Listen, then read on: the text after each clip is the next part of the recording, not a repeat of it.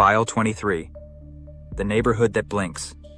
The tape opens on a quiet residential street a little after midnight. The kind of place that looks too normal to be worth filming. The camcorder timecode jitters in the corner while I stand at the mouth of the block, lens trained on 2 rows of dark-roofed houses and parked cars lined up like they were placed there on purpose. There is no traffic, no music, no televisions bleeding through curtains.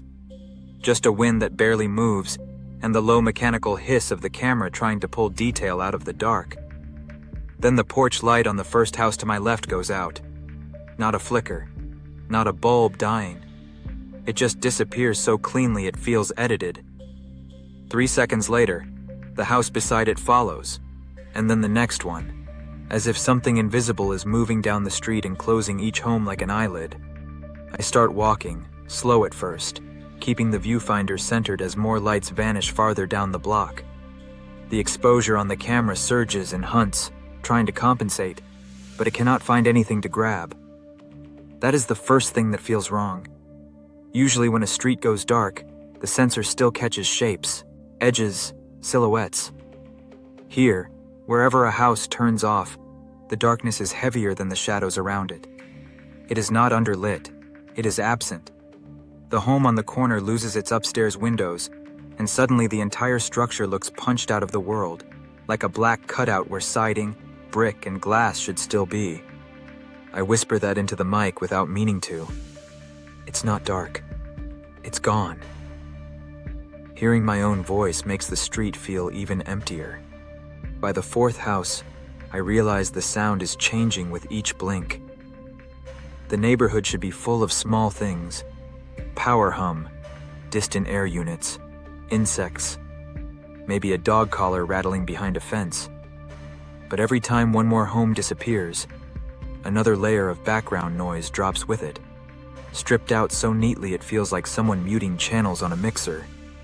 I stop near a mailbox and zoom in on a ranch-style house with a blue sedan in the driveway.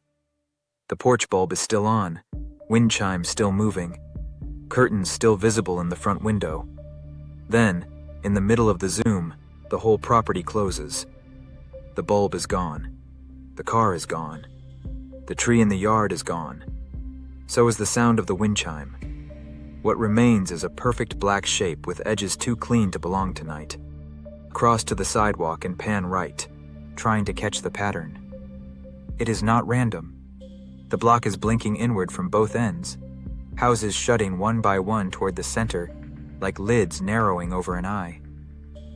A street lamp farther ahead begins to dim, and for a second I think maybe the grid is failing after all. Maybe there is a rational explanation buried under the fear. But the lamp does not fade. The pole remains, the cone of light remains, yet everything touched by that light vanishes at once. The illumination keeps shining onto nothing. My camera records a pool of light hanging over a section of street that no longer exists, as if brightness itself forgot what it was supposed to reveal. That is when I notice movement inside one of the missing houses. I should not be able to, because there is no house there anymore, just the outline where it used to be. But inside the black shape, deeper than the absence, something pale passes from one upstairs window position to another. It moves with the slow certainty of a person walking room to room in their own home, except there are no windows anymore, and no walls for distance. I zoom hard enough that the image starts breaking apart, and the figure stops. It stands at what would have been the front door. Not visible. Suggested. A human height interruption in a blackness already too complete to read.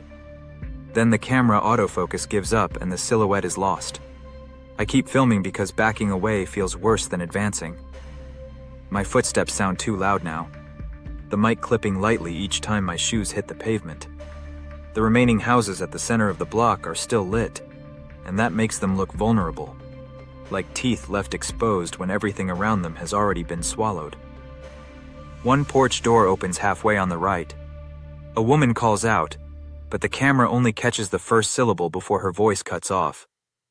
Not because she goes quiet, because her house blinks mid-sentence. The doorway, the porch rail, the hanging plants, her body leaning out into the night, all gone. No slam, no scream, just a missing space where sound dies in the same instant matter does. I say I am leaving, but I do not turn around.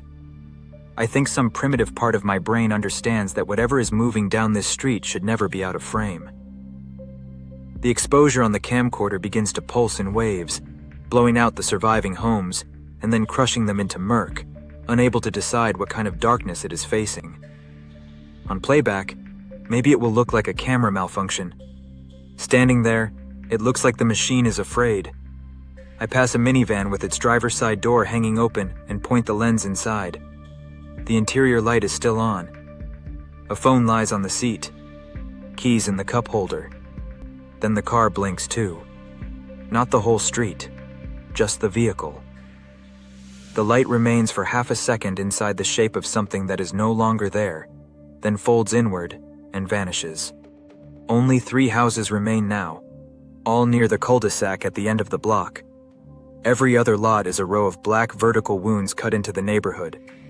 I can still see fences ending in nothing, sidewalks leading into erased porches, tree branches stopping at invisible boundaries as though the void trimmed them clean.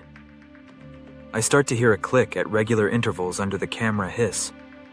Soft, wet, close. It takes me too long to understand it sounds like blinking. Not electrical clicking, not metal. Eyelids opening and closing near the microphone. I whip the camera left, then right, then behind me. The street I entered from is still there, but dimmer now, narrower somehow, like the neighborhood is shutting from both sides, and I walked into the center of a face. The last occupied-looking house at the end of the circle still has every light on.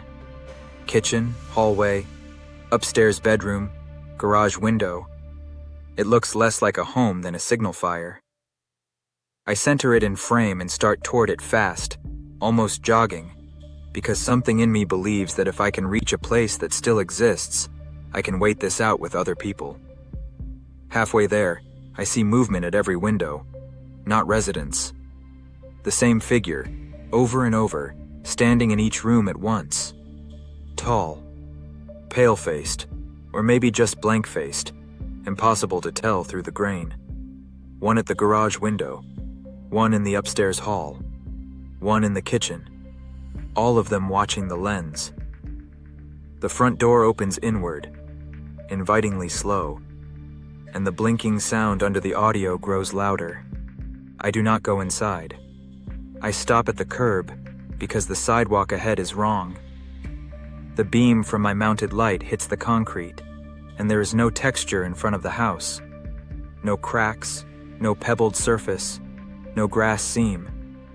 Just the same depthless black that swallowed everything else, pretending to be part of the yard. The house is still visible only because it has not blinked yet. It is floating over absence. As I hold on that frame, every version of the figure in the windows raises one hand together and points directly behind me. I turn. The rest of the street is gone. Not dark. Gone. And in the reflection of my own flip-out screen, something huge and human-shaped is standing where I was when the tape began. Its face smooth and featureless except for one massive lidless eye stretching from temple to temple. The tape breaks in the last seconds. The frame drops to the pavement, sideways, still recording the cul-de-sac. The final house blinks. Not off. Closed. For one instant, the entire black street opens at once like a pupil widening, and the giant figure is no longer at the far end of the block, but directly above the camera, leaning in. The audio captures one sound clearly before the static shreds the rest. Not a growl, not a voice, but a slow, satisfied blink from something big enough to use the whole neighborhood as an eye. If this file got under your skin, that means it worked. Drop a comment with the moment that hit hardest, and subscribe before the next tape surfaces. More POV horror files are coming, and some neighborhoods don't go dark. They close.